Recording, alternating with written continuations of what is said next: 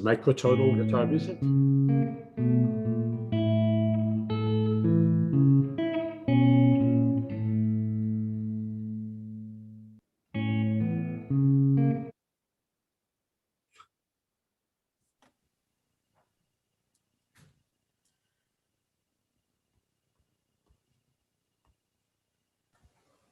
Can you hear me now? Yes. Yes. Dear colleagues and friends, here we are once again. Since the pandemic is going on, the linguistic flash mob is going on as well. I think that by now you're all familiar with our format, which foresees 3 general questions to be briefly answered by our 2 opponents and the following extensive discussion. Tonight we discuss another major issue. This time it is the role of morphology. Tonight's discussants are Pavel from the University of Brno and Eulàlia Bonet from the Autònoma of Barcelona. The moderator chairing tonight's duel is Diego Pescarini from the University of Nice. For security reasons, as usual, the chat, microphone, and screen sharing functions have been disabled during the debate, but the chat will be active at the end for you to write in if you intend to ask a question, and we will enable your microphone. Those of you who won't be able to ask their questions can send it to me via email to the following address, ceciliapoletto@gmail.com, and I will collect the questions and send them to the speakers. The event is streamed on YouTube, so if you ask a question, you are giving your consent to be streamed and recorded on YouTube. Please feel free to distribute the link of our YouTube registration that you have received with the flyer to students, colleagues, and post it on your social media. And now I leave the floor to Diego Pescarini, who will moderate tonight's epic battle in linguistic history. Thank you, Cecilia. Hope you can hear me clearly. Thank you for having me. I'll just give you a couple of remarks to introduce our contest. I've prepared a short list, basically 3 similarities and 3 differences between the 2 theories we are going to compare, the student morphology on the one hand and nano-syntax on the other. The similarities, both theories assume that the lexicon has no generative power. Unlike lexicalist theories, both DM and nano-syntax assume that words are not built in the lexicon before being passed on to syntax.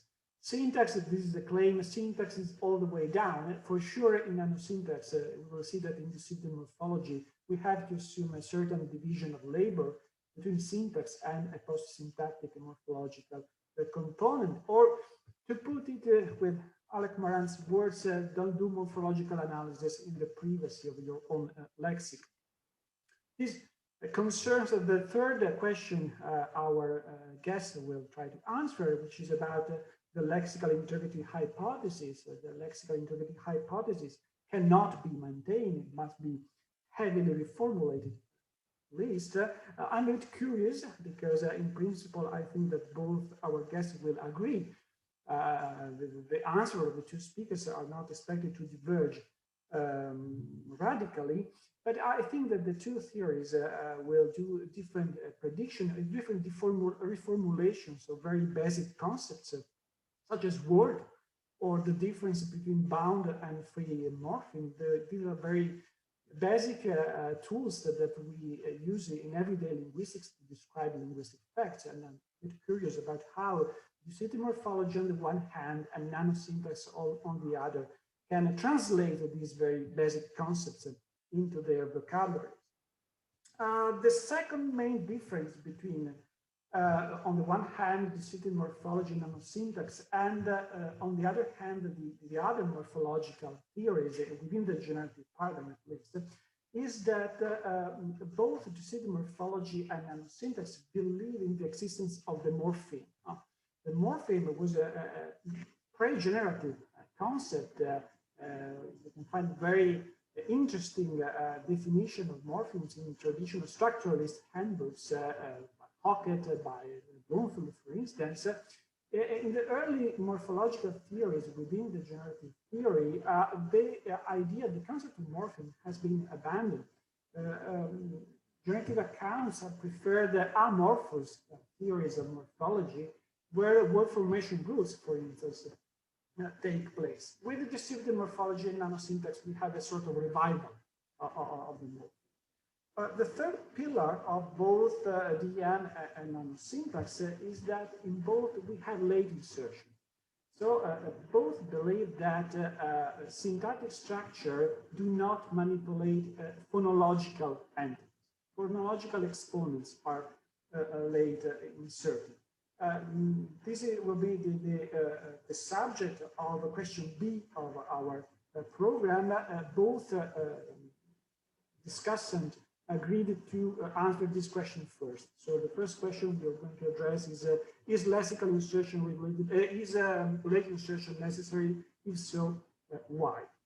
Again, we expect both to agree in principle, but it seems to me that nano-syntax has a much more radical view about late insertion.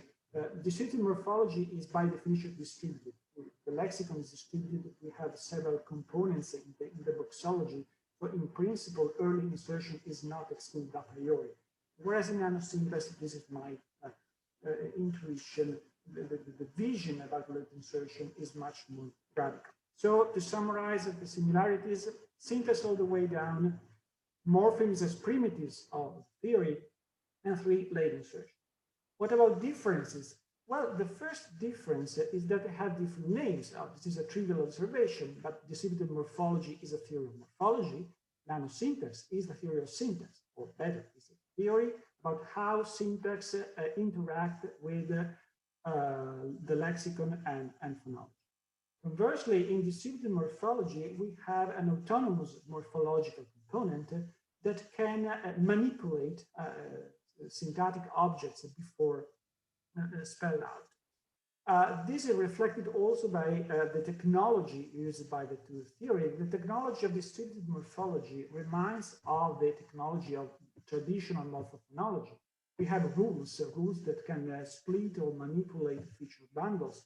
We have feature hierarchies, and feature hierarchies, crucially, are not derived via syntactic operations. Also in nano-syntax, lexical elements can be conceived as subtrees, but they are syntactic subtrees. Whereas in distributed morphology, we have hierarchies. We will see probably some example in Eulàlia Bonet's talk. We have hierarchies, but they are not generated within syntax. I said in nano-syntax, conversely, nothing happens outside syntax. The third and main difference, in my opinion, is that distributed morphology is normally coupled with a model of syntax allowing feature bundles. You have bundles of several features that can be split, that can be impoverished, that can be recombined in the morphological component. Whereas a theory like nano-syntax performs better in a syntactic environment in which features are scattered in separate positions. One might say, this is an oversimplification, that distributed morphology is an anti-lexicalist approach for minimalism, whereas nano-syntax is an anti-lexical theory for cartography. Of course, this is an oversimplification, but the idea is that these two theories make different predictions although they are based on very similar principles. They are like a microscope and a telescope. Both rely on the principles of optics, but they serve opposite purposes. And this will be the main point, I think, in our discussion, in particular regarding question B, which regards the subset versus the superset principle. But as I said, this question, which the first question of our contest will be postponed. First of all, both speakers will try to answer to the next question. Is late insertion necessary? If so, why? I leave the floor to Eulàlia, who speaks first. Eulàlia, you can share your screen, I think. No, I don't need to, because I have 5 minutes. I'm not going to share my screen. So just let me tell you to start with that I don't think I'm a very good defender of DM, because I've been mostly working on OT. So, but I'll tell you what I believe with respect to the different points. So, well, 30 years ago, I was writing my dissertation on pronominal clitics in Romance, and my goal was to find some explanation for the fact that pronominal clitics, when they appear in isolation, they have one shape. Let's say we have a given exponent x, while when we combine them, they often change and look like other clitics. So we have an exponent y instead of x. For the syntax of clitics, I was assuming, following Kane, that clitics originate in argument position or in adjunct position and move up in the syntax from different positions in the structure to position around T, and then they cluster. Given these assumptions, it didn't make sense to have early insertion of a clitic because, if it later had to change anyway. So if you had, so you could do two things, right? You could, if you started with one clitic and then changed it, I didn't like it. If you started with a clitic and it made more sense to me to think that you have an abstract morpheme, an abstract clitic, and then you change it afterwards. So having and inserting first at the beginning the clitic that you wanted to have at the end, that was some kind of look ahead, right? So I didn't like that. So and this type of argumentation, I think, can be extended to other cases involving, for instance, complementizers, negation, etc. And these are cases that have been discussed in the literature under terms like morphological haplology. And so as was pointed out by Nevins, 2010, these phenomena come in different flavors. So some are closer to syntax, like the double ink filter in English. No, John was starting reading the book. And some are closer to the phonology, like the English possessive S in contact with plurals. Like if you say the cat's colors, with cats being both plural and possessive. But they have in common that they involve clear syntactically independent nodes that enter a conflict under adjacency.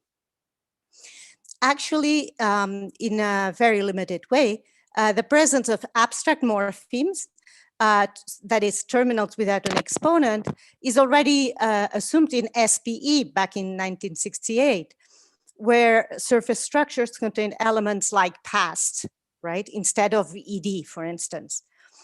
And indeed, if one assumes that T, then ox, is a node different from V, I think that one is almost bound to assimilate insertion unless one inserts whole verbal paradigms, for instance, under V, especially for irregular verbs, no? Especially also in languages that have a rich verbal inflection. And this line of reasoning, I think, can be extended to other cases of allomorphy, and more clearly those in which the selection of an allomorph depends on an adjacent word, a different syntactic terminal in anybody's eyes. And so there's this example from Spanish that I will very briefly summarize. So that the conjunction and takes two different forms. Usually it's E, except when it's followed by a word that starts with E. So you say pan y pastas insípidas, but pan e higos verdes instead of y higos verdes. Now, these alternations cannot be found anywhere else in the language, so it cannot be treated as just phonology, right? What counts is what is linearly adjacent to the conjunction. And it could be something that syntactically originated somewhere else, right? she didn't start there. There's something we can discuss later, which is what happens to roots, whether roots are subject to early insertion or they are subject to late insertion. But I won't say anything here because I didn't count the time, but Over. I'm fine. Well, anyway. It's over. So, but that's an issue to be, oh, it's over. So anyway, so the conclusion to me is that if we have a syntax that has movement operations, I think we are bound to have late insertion. Early insertion only has some sense in static models of syntax. So that's it. Thank you. Pavel, it's your turn. You need to share your screen. Yes. Can you see my screen now? Yes. So hello, everyone. I'm gonna go for a more traditional type of presentation with slides. And so just like Eulàlia, I'm going to argue that yes, we do need late insertion. And I'm gonna give you two reasons. The first one relating to modularity, and the second one, which I think the first one shared with DM, and the second one I think specific to nano-syntax, which is a point that Michal Stark has been making several times, that lexical items have the wrong size to be the input of syntax. And I'm going to tell you what I mean by that. I'm going to start with modularity. And there's quite a large literature on two principles that we could call a principle of phonology-free syntax, such that rules of syntax make no reference to phonology. What I mean by it is you can have different syntax of verbs depending on whether you're modal or a full verb, but you can't have different syntax of verbs depending on whether you begin with a sibilant or with a labial. Similarly, you can postulate something like a principle of concept-free syntax, such that rules of syntax make no reference to concepts. So you can have a rule where objects are differentially marked depending on specificity and animacy, but not depending on whether they bark or meow. Okay, and so these two principles are traditionally can be summarized under the label of modularity. And if you take a late insertion model like the nano-syntax figure that you see in one, you start from the syntactic computation, which only contains formal features abbreviated as Fs. And the phonology and the concept only is introduced in the lexicon by means of vocabulary items, leading on to PF and CF. And so there is no way in this type of architecture how syntax can actually reference to phonology or to concept. On the other hand, if you start from the lexicon and you start from traditional lexical items like triplets of formal features, phonology, and concept, you take them to the syntax in principle could make reference to phonology and concept, and it has to make this special promise that it will never look into it, okay? But it does not follow from the architecture. And so that's one, I think, reason why people in general assume that late insertion is something that can capture this observation. Now on to the other point. I'm gonna show that to you on an empirical domain that has to do with the ordering of case and number. And there is the Greensberg Universal 39, which says that if you have morphemes of number and case, both on before or after the noun, the number tends to come in between the case and the root. And so you can see, for example, here in Turkish, in 4a, you have the singular, the root, and the case marker, and 4b, the plural, comes in between. In Tagalog, a prefixing language, you have a 5a is the singular dative child, the plural comes in between. Okay, how do we capture this? Well, we capture this by saying that there is some kind of a universal hierarchy of functional projections where the number is closer to the noun than case, and as a default, the ordering will come out the way you see it on the picture.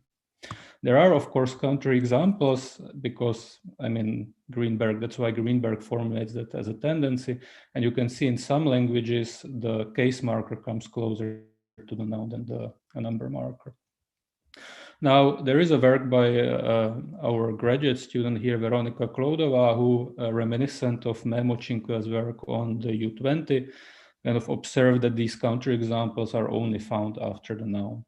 And so using the type of approach that was pioneered by Cinque in his U20 paper, we can say, well, the reason why there is this asymmetry is because when you have these morphemes before the noun, this is the only way they can be ordered.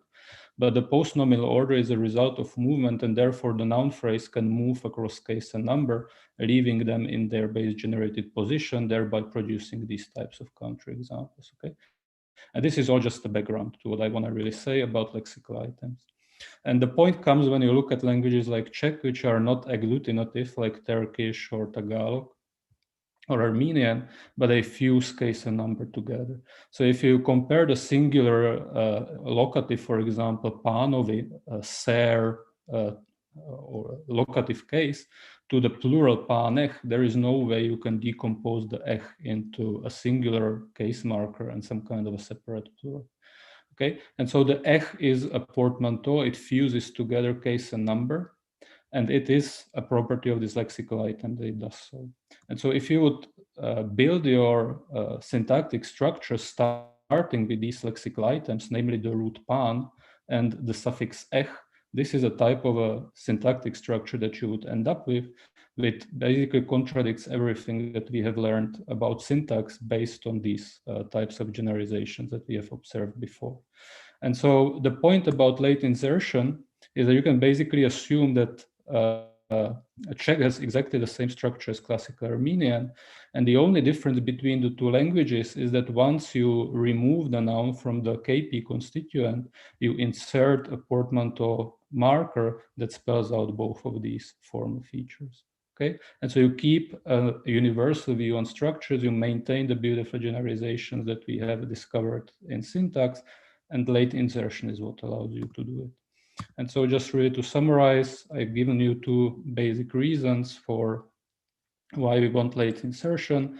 And the first one is the concept-free syntax. And the second one is that this type of theory allows you to explain mismatches between the granularity of syntax and the granularity of lexical items. And the way we do it in Nano-syntax is via phrase spell. And that's the first one from me. I'm gonna stop sharing. And I wonder, are you gonna talk now, Diego, or shall I just continue? I try to talk, but they told me that the quality of my audio is quite low. So I hope everybody can hear me. But I have just to introduce the next question, which is about the subset-superset principle. So is lexical insertion regulated by the subset or the superset principle? I think this time is Pavel's turn to start first.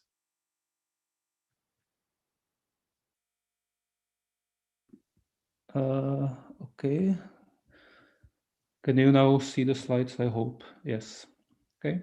And so I'm going to be arguing in favor of the superset principle. And the way I'm going to go about it, I'm going to go through two empirical domains. One pertains to syncretism, which basically serves as a motivation for both of these principles, regardless of which one you choose.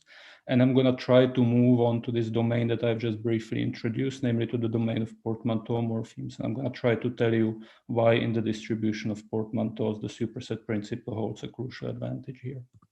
So starting from a syncretism, you can see a syncretic paradigm from Latin, war, the nominative and accusative are the same.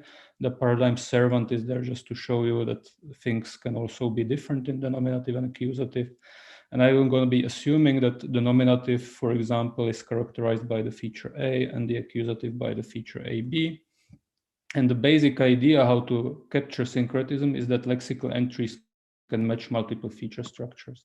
So if you go for a subset principle-driven insertion, you're going to say that is only specified for the feature A, and because this feature is a subset of both paradigm cells, so you can insert in either of them. On the superset-driven insertion, simplifying things, you're going to say, well, is really specified for A and B, and you can also insert it in the nominative because the lexical entry is a superset as opposed to the subset of the specification for the nominative. And so the very simple conclusion is both principles can deal with syncretism, and that is actually one of the reasons why they are used as opposed to full identity. Now I'm going to turn to the distribution of portmanteaus. I'm going to try to show you if you try to account for the distribution of portmanteaus, the superset principle gives you better results. I'm going to introduce the domain of Korean negation. So here you have a simple declarative verb in the present tense. And the negation is done by prefixing or preposing either mos or ani before the verb. There's nothing difficult here. Chung argues in his paper that the negation forms a constituent to the verb, the tense and the mood come higher up in the structure. Now, interesting things start happening when you look at what the verb know is doing. So what you would expect is something like 5. If things are regular, you just prefix the negation to the full verb. But instead, what happens is you get a portmanteau form a molu that fuses together as if the negator and the root. Okay, and so the idea that Chung follows is that molu is some kind of a portmanteau that expresses the full structure containing both the negation and the verb to know. Okay, and now the question really is, how can we capture this using the subset principle or the superset principle? How can we capture this distribution? And if you look at the classical formulation of the subset principle, it really was meant to deal with syncretism and not with portmanteau distribution. So the principle is stated as inserting morphemes into terminal strings. And so if you really want to kind of try and tweak it to see how it fares with respect to portmanteaus, you have to change it slightly. And so this is completely my invention. It's not anything to do with the DM. It's really just to show you that if you want to capture portmanteaus, you cannot do this simple change and change like the terminal string for a node. So to say something like, well, you can insert a phonological exponent into a node if the lexical item matches all or a subset of the grammatical features in that node. Why doesn't it work? Well, let me introduce additional facts and things will become clear. So in addition to this simplex verb to know, which has this suppletive negation, there's also a causative version of it derived by suffixing this ri. Okay, and Chung argues in his paper that the causative is the dependent head in the syntax, and it causativizes the verb, meaning let know, to inform someone. And the question really is now, if we negate this verb, how is this gonna be realized, right? And the question is, so can we insert the lexical item into this neg-p node? And the subset principle says, yes, you can, if the item matches a subset of the features in that node, and there's the negation feature, there's the no, and so you predict, yes, you can insert. But that actually turns out to be wrong, and no matter whether you include the causatively or not, the form molu is not found in the negation of the causative, meaning did not, could not inform. What you have to do instead is you have to go for an analytic marking. Okay, you have to prefix the negation to the causative verb. How does the superset principle do it? This is a formulation from Michal Starker's early paper. If you store a lexical, your tree in the lexicon, that matches the syntactic node if that syntactic node is contained in the lexical item. Okay, this is our lexical item for molu. This is the portmanteau. And the question is, well, is this syntactic structure, which is the negated causative, is this contained in the lexical item? And the answer is no. So there is this star you can't insert because this is the lexical item is not a superset of the structure, doesn't contain it. And so you correctly predict that what you have to do is you have to realize individual terminals. And so to conclude, I think that both principles really were postulated in order to give an account of syncretism. What we're doing in Nano-syntax, we're trying to also kind of extend the toolbox of DM to handle spell out of non-terminals. And at the moment when you do that, the subset principle gives you funny result, whereas the superset principle of correctly predicts the types of interactions that you get. And that's the reason why I can conclude here. Thank you. Perfect timing, Eulàlia. Okay, thanks. Well, I'm afraid we are not going to disagree here, as we didn't with the late insertion issue. But anyway, so I haven't really worked on topics that force me to decide whether vocabulary insertion, that is the insertion of exponents, had to target a subset or a superset of the morphosyntactic features present in the syntactic structure.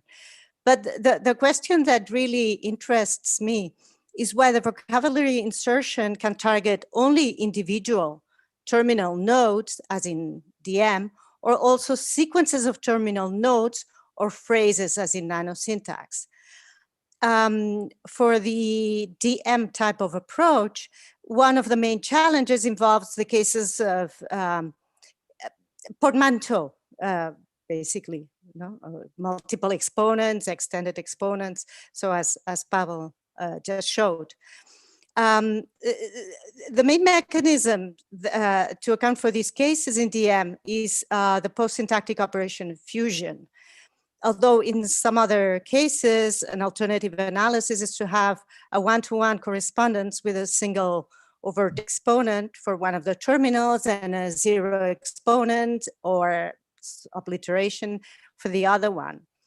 And this actually has been one of the main criticisms to DM, right? Because there are too many mechanisms that can achieve the same result. So one is that fusion, in a way, at least for some cases, feels like some kind of look ahead. So it occurs before vocabulary insertion, but in a way knowing that vocabulary insertion will refer to the combination of features produced by fusion. And unless there is something systematic, really systematic about it, it's kind of hard to believe. With phrasal spellout, non-terminal spellout, it is the featural specification of the VI itself that motivates the extended exponents, the portmanteau. And the other worry is that fusion and other post-syntactic operations that precede vocabulary insertion should not make reference to any phonological information. Phonological information should be only available for vocabulary insertion. And so because I've been working mostly on phonology, morphology interactions, an example of a phenomenon that to me shows that vocabulary insertion needs to target more than one terminal node at a time, at least in certain contexts, is the case of French contractions between a preposition and a definite determiner.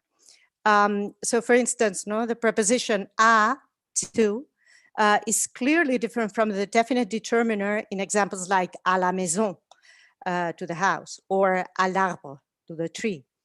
But we see a single exponent o for the preposition and the determiner when the following word, which has to be non-masculine, starts with a consonant. So they say au chat, or so to the cat or to the cats.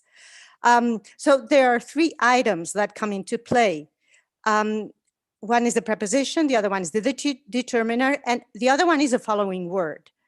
The only attempt I've seen of accounting for these facts within an approach targeting terminal nodes individually, so the classic DM, that's EMBIC 2010.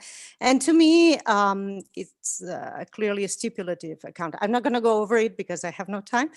But to me, the conclusion is that vocabulary insertion has to be able to target bigger chunks. At the same time, we have to bear in mind that the word following the determiner can be a noun, but also an adjective or an adverb even. So to me, the type of approach that looks more promising in accounting for this type of phenomenon is the one in which vocabulary insertion targets spans, not whole constituents, at least for this type of phenomenon. What counts is the adjacency relation between the three items involved, not what can be in the rest of the NP. So I'll leave it here. I was okay on time? Yes, thank you. Thank you. Okay. Okay, we can move to the last question. What explains the lexical integrity hypothesis? We didn't agree, but in order, I think that Pavel can start. Yeah, I'm fine with that. Thank you. Thank you. So I must admit ahead of time that this kind of question, when I heard about it, I realized I know not even half of the literature, half as well as I would like. And so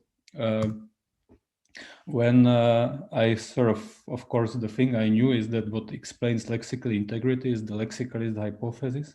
And if you do not have lexicalist hypothesis, well, then you probably go through all the cases that they bring up in support of the lexicalist hypothesis.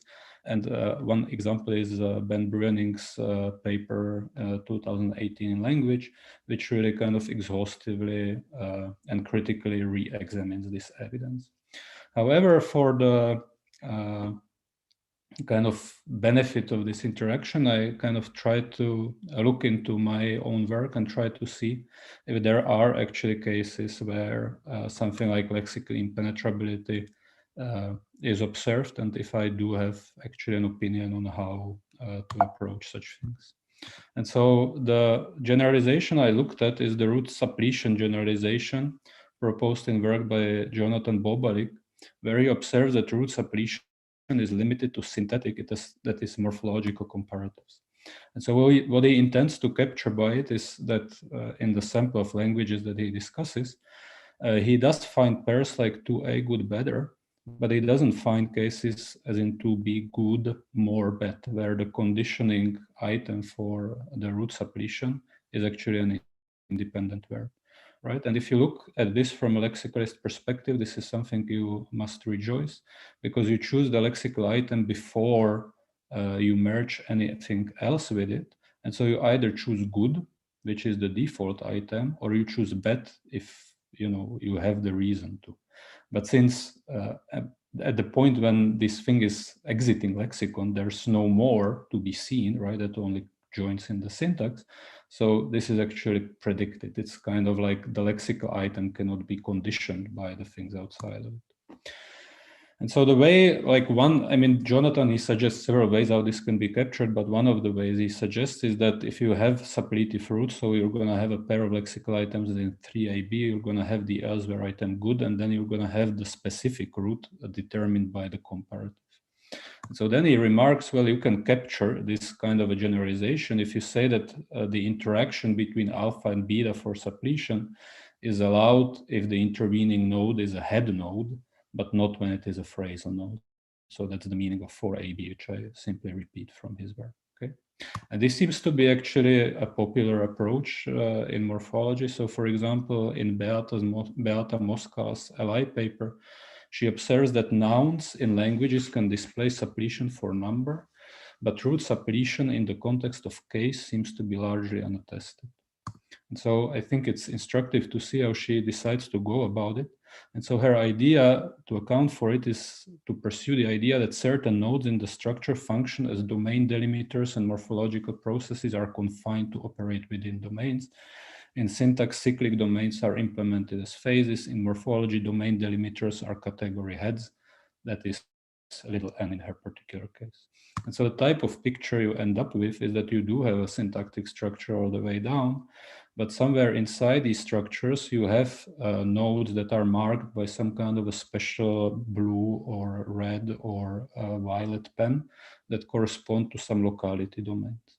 Okay, and it's of course no problem to implement this type of machinery in nano-syntax or in any type of syntax, because all it takes is really to take a special marker and say, well, this node is going to be special, and you're not really allowed to look beyond the node. But I think that it really counts more as an engineering solution than a genuine insight. So the question is a more substantive theory possible? And so this is basically a report on my work, which I did with Guido van den Wijngaard and Karen de Klerk, that I think has a bearing on that issue, but I'm not really, we are still not quite there in elaborating all the consequences. And so we are looking at comparative formation in Czech, and we notice that for some roots, the comparative is marked by a sh, following that root, whereas for other roots, there really is a complex marker h, okay?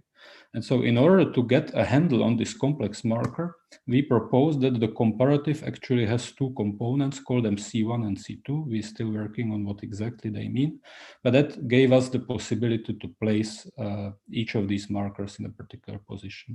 In order to handle the case where you only have the sh, we propose that this particular root actually spells out the full C1p, And because of the superset principle, it can also spell out just the AP in the positive. Okay.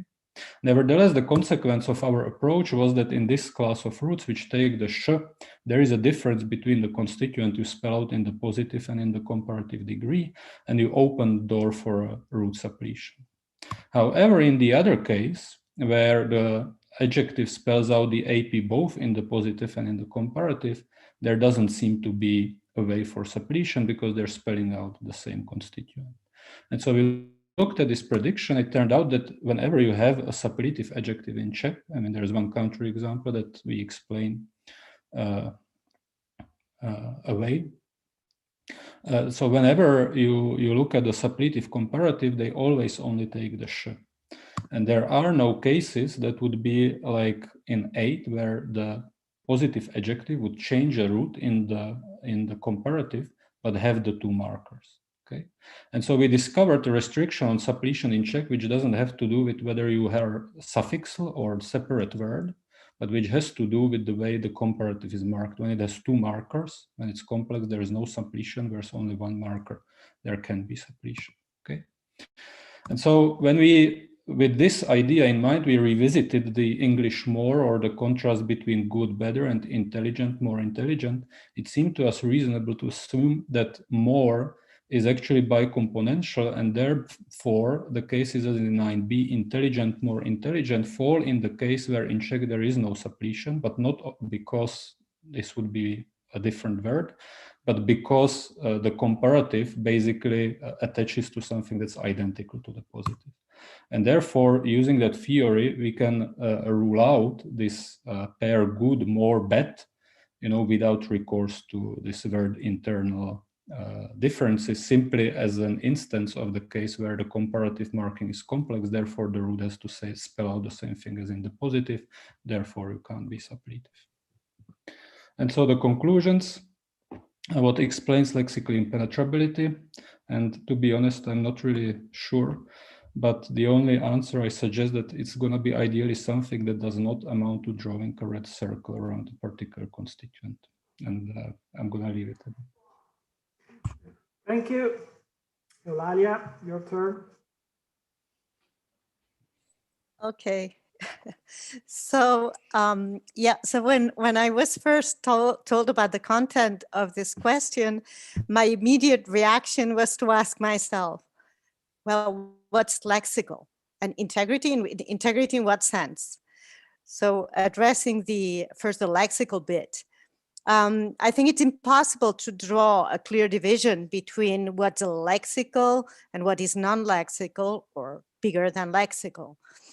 I admire Kuparski's model of lexical phonology and morphology from the early 80s. And this model had like 2 big boxes, a lexical one and a post-lexical one. In the lexical box, words were nicely built, it was a nice model, and some phonology happened to them. In the post-lexical box, other phonology took place. But one of the problems this model had, in my view, was that it ended having to posit a loop, which, among others, had to take you from the post-lexical box back to the lexical box, clearly weakening the model. And the loop was motivated, in most cases, by the behavior of clitics, because they share some properties with affixes, but other properties with phrases. And well, mismatches between syntactic behavior and phonological behavior abound. So if we look at prefixes, for instance, they seem to have a close connection to a root. They always have to precede it, and we always say that they are part of a word, of the word. If we look at pronominal clitics, they are much more independent syntactically, in the sense that they can precede or follow certain verbal forms. But phonologically, prefixes often behave as words independent from the root, while clitics are phonologically dependent. So one of the tests for lexical integrity that has been proposed in the literature is the impossibility of coordination, for instance. But certain prefixes do allow for coordination. So we can say something like pre and post syntactic movement. But we cannot coordinate clitics. So prosodic factors must be playing a role here. Looking at the semantic side, as everybody knows, semantic non-compositionality is found from smaller units like roots plus affixes to bigger units like compounds and idioms. And we have examples from suffix words like agreeable, which can mean something like pleasant with a non-compositional meaning, to idioms like kick the bucket, which can also have the non-compositional meaning to die. So it's really hard to determine what is lexical and what is non-lexical. Where does one draw the line if one wants to draw it, right? And about the integrity part, well, I'm not a syntactician, although some people seem to think I am. I am a phonologist, basically. But I do believe that syntactic structure includes the structures of what we understand by complex words, including affixation, compounding. So I do believe in a syntax all the way down. I think, or I should rather say, I hope, that most of the properties that have been attributed to lexical integrity can be accounted for with the tools that the syntax provides. I don't know, like being too deep in the structure might prevent extraction and others. And as Pavel was showing us, maybe, you know, if you would posit the relevant functional structure, we can make a distinction between cases, among cases, right? From the phonological side, we know that there are several morphological processes that can alter the integrity of a word.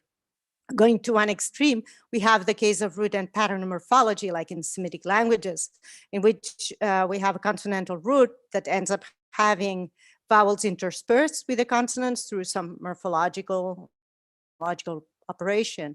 And we have phenomena like infixation, which is a morphological operation by which the contiguity relation between the segments of a root, for instance, can be altered, affecting the integrity of the root or a word.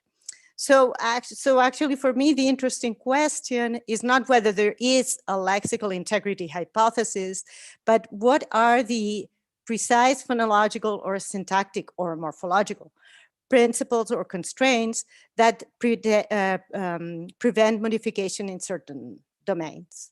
And that's it. So that's it. Thank you, thank you. Thank you. Perfect timing. And again, both speakers had an extra 5 minutes each. I think we can open the discussion. Anybody can want to ask a question, just raise your virtual hand by using the Zoom button, or you can use the chat. I know that Cecilia is also collecting questions from people that are following us on the YouTube channel.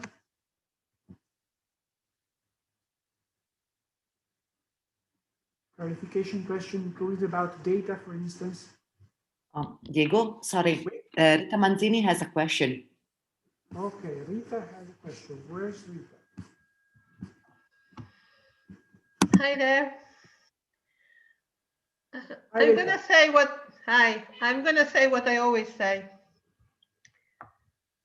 So we're all agreed that the great contribution to distributed morphology taken up by Nano-syntax is syntax all the way down. I think Morris Halle established on good foundations a morpheme and operations-based morphology, which we can make work together with generative syntax, and that's a contribution we all agreed on. It's not obvious to me that late insertion creates an optimal architecture, because I do understand the argument that Pavel was making in particular, that basically you don't want to carry around all of that stuff that you're going to use, so basically phonological material. Semantic material is a different stuff, because here there is an unspoken difference between certain version of DM and what Pavel was saying. You don't want to carry it along because you're going to use it only for a very limited amount of operations. But the retort is that if you have late insertion, then you end up doing something worse, potentially worse. That is doubling all sorts of syntactic operations in the morphology and doubling them in a less restrictive form. You also end up with a component which is sort of separate from syntax, but strikingly uses the same primitives as syntax. So it's not obvious to me, even taking into account your argument, which I understand and appreciate, it's not obvious that what you arrive at with late insertion is an optimal architecture of grammar, so to speak, maximally economical or whatever. So if you have comments on that, you know, despite everybody here said exactly what everybody else expected them to say. So. Thank you, Rita. Eulàlia, do you want to answer first? Well, I would say more or less what in a way I already said. So to me, when you see, okay, so if you had early insertion, you need, like when we look at pronominal clitics, you would need to have the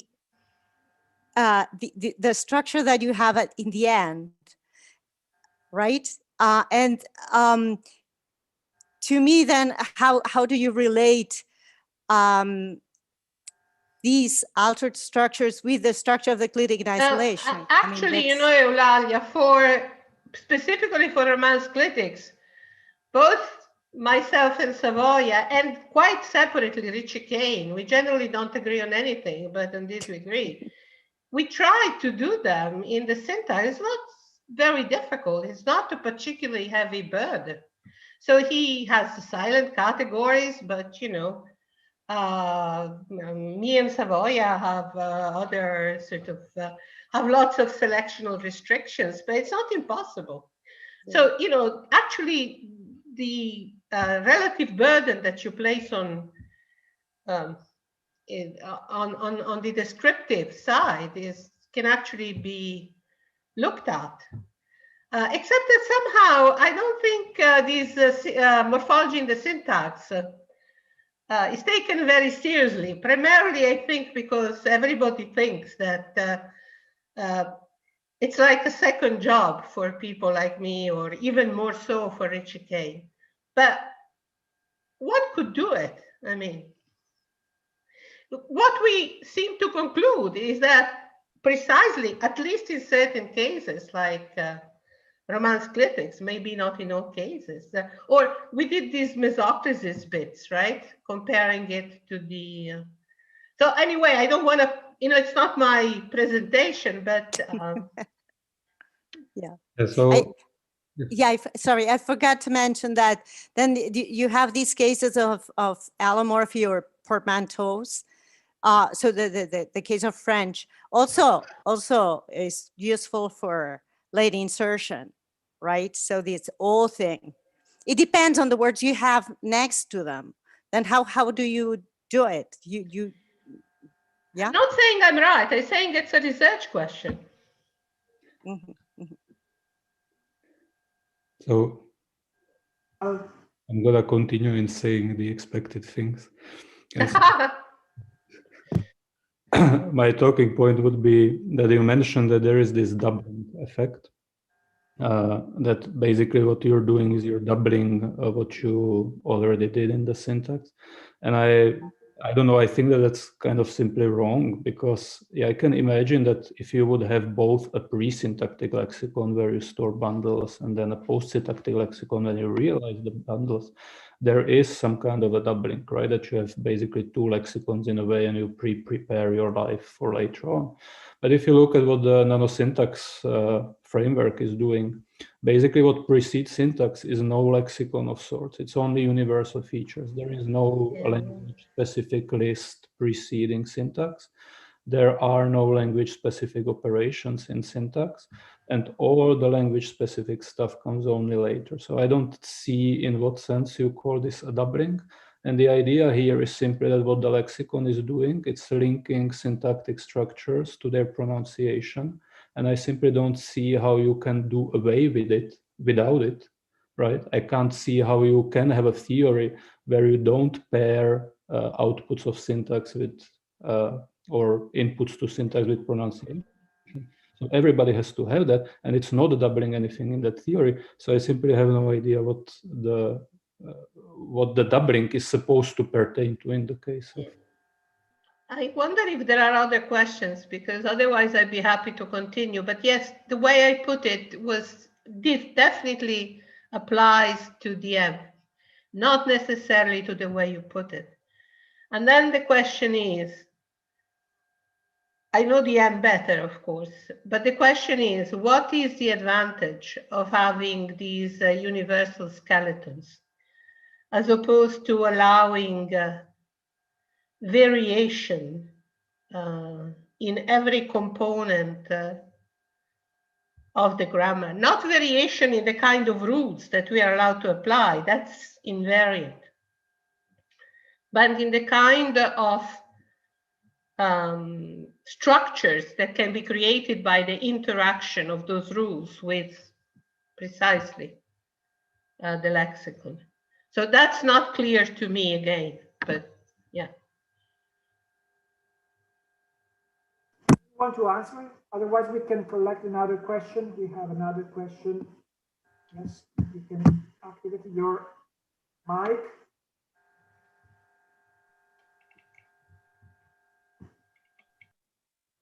Okay, it's working. Are you calling on me? Yes. I wasn't entirely convinced by Pavel's point about phonology-free syntax. After all, we have a notion of strict cyclicity in its various instantiations over the years, which says that at a given point in the syntactic derivation, we can't see a lot of the structure beneath that. We don't conclude from that that the structure wasn't introduced in the syntax.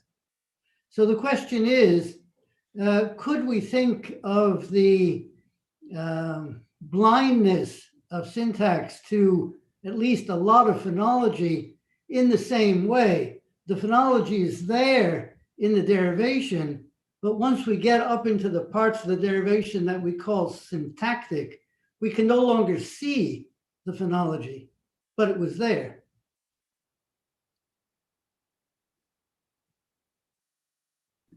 So first of all, thank you for the question, and thanks for attributing the argument to me. I must say I was really rather drawing on a number of people and basically just repeating what they have said. If I would be to give a not very elaborate but rather a blunt answer, I think that the difference between the scenario you're describing and the one I am talking about is that even if, say, higher cycles can't access lower cycles, right? Somehow the information that is assumed in the lower cycle is active at that prior stage of the derivation, and we know it's a syntactic derivation because there's some rules applying. For the phonology, you're trying to push it so low down in the cycle that it's not clear to me what exactly in the syntactic derivation would ever be sensitive to it, right? So like the difference I see is that even if, say, for example, a higher cycle isn't sensitive to a lower cycle, things within the same cycle are sensitive to each other. And so the question is, what is in the same cycle as phonology we would expect to be sensitive to it? Well, in a way, this links up to the old question of how syntactic phonology might be, which was debated a lot in the 1980s under the rubric of government phonology. And so it could be that phonology is really just, not just, but is really syntax. And that we put together phonological segments in the way that we put together syntactic pieces, and that we move phonological pieces around in a syntactic way. And that's the beginning of pieces of a derivation. I will just have to say thanks for the comment. I'll have to think about it. I know, like, I was thinking 1 year about your last question, and then it started making sense. So I will have to work on this. For now, I don't have any response, but thanks.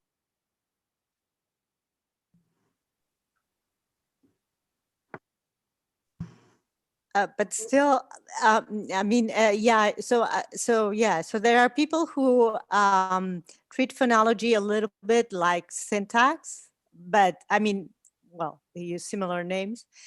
But the fact is that the argument that to have a phonology-free syntax, that goes back to Zwicky and Pullum many years ago, and the idea was that you would never have, I don't know, WH movement because you have a voiced segment somewhere. So one thing is to consider that that phonology has an architecture that is similar, that they don't mix, except in exponents, I think.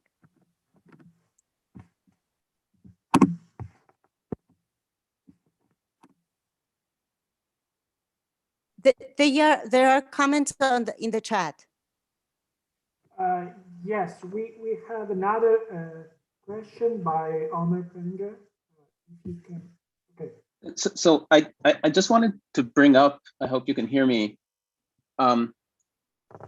that there's a piece missing from the discussion about late insertion. It seems the discussion here has been mostly conceptual, and I think there are clear empirical reasons that have not been mentioned so far, namely, as long as there are morphological exponents for which the distribution is only statable in terms of an elsewhere defined over derived syntactic structures, then you must have late insertion. And I can name several of these off the top of my head, and notice that the argument against late insertion relies on all of them being wrong, in addition, those that I haven't named too. And so, for example, the exponent fangle in English as a newfangled cannot receive a meaning unless it's in the environment, the derived environment of new and a participle. Similarly, in English, there are modals that don't have a non-finite form, but non-finite is an elsewhere, and it's a derived elsewhere. So to characterize these gaps, you need to make reference to derived syntactic environments, and those are the environments where you find a distribution, including a gap. A gap is just another kind of a distribution. And so unless all of these examples can be explained away, any theory that doesn't advert to late insertion is dead in the water, it seems to me. And so I would just have liked to see this mentioned. If I could react, so I'm not really sure that you need to have a late insertion in order to have elsewheres. So I think that if I would be drawing a distinction between a realizational morphology and late insertion, I think you can model lots of these elsewheres by saying, well, the phonology is inserted at the word level. So you build up your words and you realize them phonologically, and then you use these words. Even you have a realization framework, but still lexicalist in that the insertion precedes the syntactic derivation. Wait, how would that handle things like, assuming that that newfangled is something that's assembled syntactically, and if it's not, then dribs and drabs is assembled syntactically, right? But dribs only gets a meaning if you put it in the context of and drabs. How can you decide whether there is or isn't a meaning associated with it pre-syntactically? Right, so I think that when it comes to idioms, I mean, the standard answer from the lexicalist camp, and I'm here just repeating Edwin Williams, there is no relationship between lexicalism, late and early insertion, and idiomaticity. Like you can store any kind of non-compositional information in the type of non-predictable and so on and so forth. But the lexicalism is really not about the nature of the things you store. It's about the formation of words preceding syntactic derivation, including potentially insertion of phonological material. So that's why I was trying to, I know that this is usually what people would say, like you have idioms and how can you handle idioms, if you don't wait until syntax is finished. And I think that lexicalist models have a way of dealing with idioms. And so I was trying to push these other lines, but maybe I'm just not getting something basic.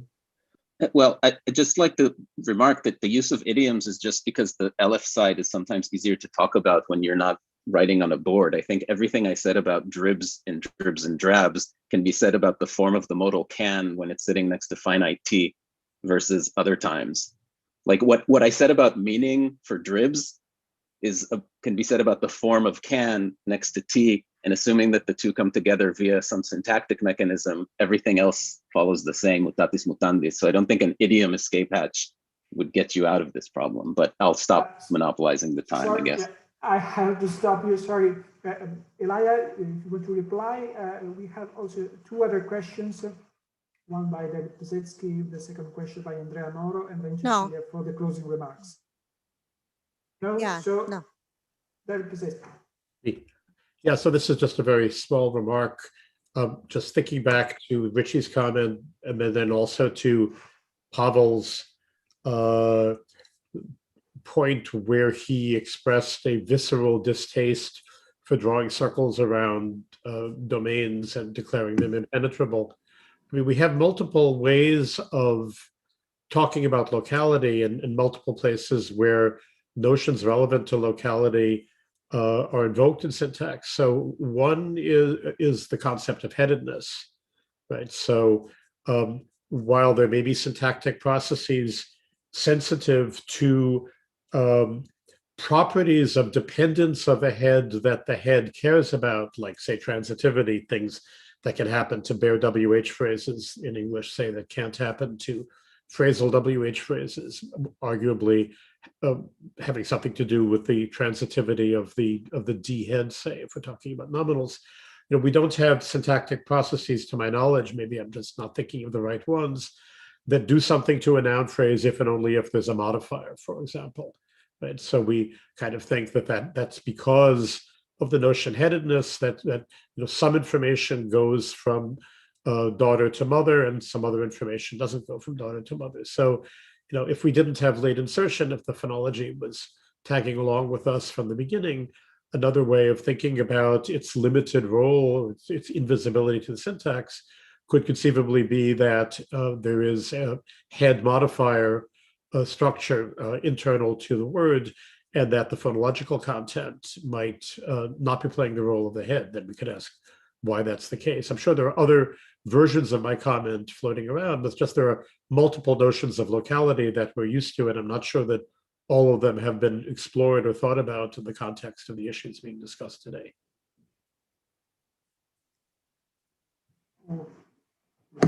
Pavel, maybe. Yeah, so I certainly haven't thought of all these ways, and I am sure, with basically any of the arguments I've made here, if you're clever enough, you find a way around it. And that also included a late insertion. So you can, for example, as Chris Collins and Richie do in their paper that recently appeared on LinkBus, you can basically say there are no portmanteaus, that everything is just like some kind of contextual specification. So this check would be really a case marker selecting for a zero plural and so on. And so for all these things, you can find circles around. And sorry for not. Yeah, so I think it's certainly a possibility, and I think that if you work on it enough, you're gonna find a way. I mean, the point I think was I was just trying to see what is the simplest way in my mind to learn from this, and I am sure there are other ways. And maybe will turn out to be the correct ones in the end. Thank So you, Eulàlia. the arguments start. You are surrounded by statisticians. So. Yeah, yeah. Yeah, so I mean, the only kind of argument I can, mention have to do mostly with phonology and, phonologically conditioned phenomena. So it's kind of hard. So with the follow up on what Pavel was just saying, right? So one could always say that there are no portmanteaus don't exist, and what you're realizing is something, so one of the terminals, and then the rest is zero. I'm not sure. I'm not very happy with this. I mean, maybe it can be done. I'm not sure. I would have to think about it, but I'm not sure it would be easy. Well, I don't know. I would have to think whether it has any bearing on the phonologically conditioned type of portmanteaus that I was talking about, but I don't know. It seems kind of in a way, so like taking the case I was mentioning, the French case, then how would you decide whether O is realizing the preposition or the determiner? I'm not sure how you would do that. Also because there's this phonological alternation, right? Sometimes you'll see the article. It has to do with the fact whether or not the noun, the non-masculine noun, starts with a vowel or a consonant, right?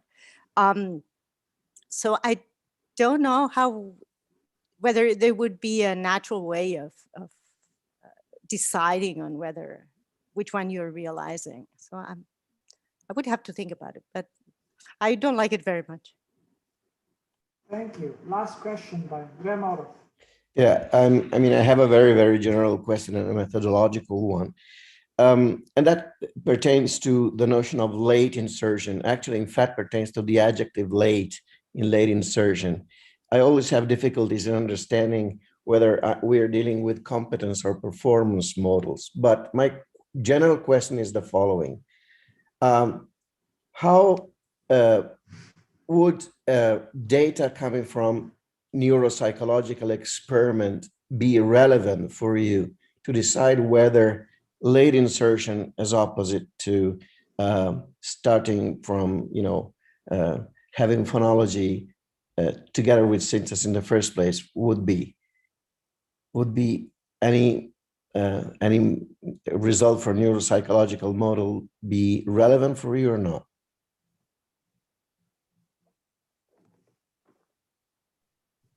I have no idea. No, I But don't know. You realize that if you say you don't know, you force late insertion either to be a theory of competence that has nothing to do with the way you can test or having results or suggestions from the performance processes that generate structures, or you divorce the two domains in a way that they don't even see each other. I remember in one of these flash mobs that this group organized, I had the opportunity to meet David Purple, and one of the things that he said at that point was that linguists need to clarify the basic operations and the input that the brain takes in order to compute operations. And late insertion seems to be an ideal case study. And I was wondering if you ever consider data coming from those kind of experiment relevant to decide whether that late means late in time in the computation, or it's just like a metaphor in the competence model that you have in mind.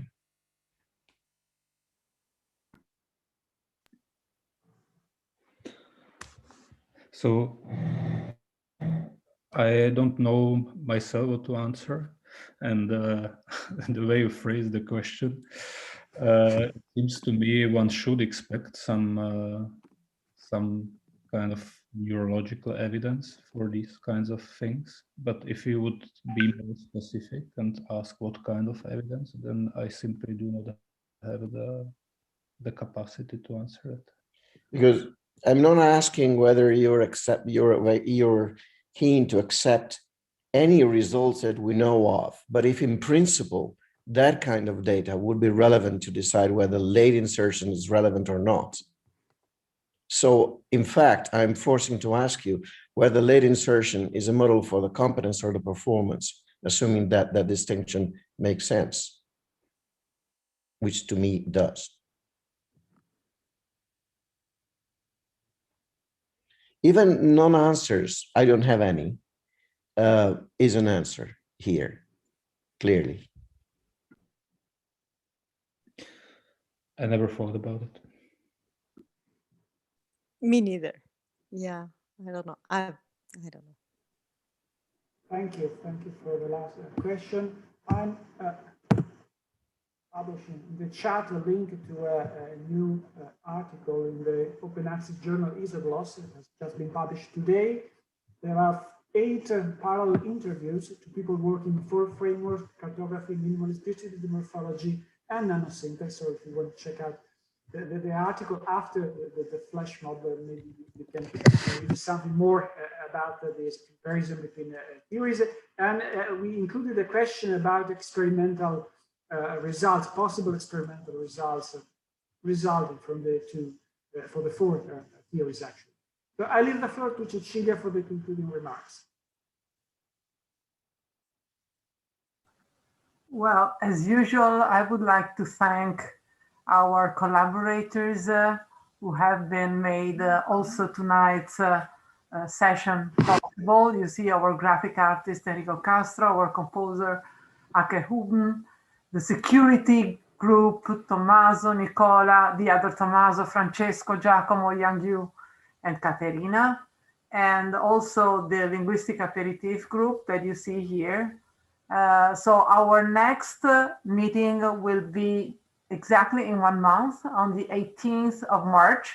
Mark it down on your calendar. We hope to see you all in a month, all safe and all healthy. See you then. Bye. See you. Bye. Bye, everyone. Bye-bye. Bye, ciao. Thank you. Bye-bye. Ciao, man.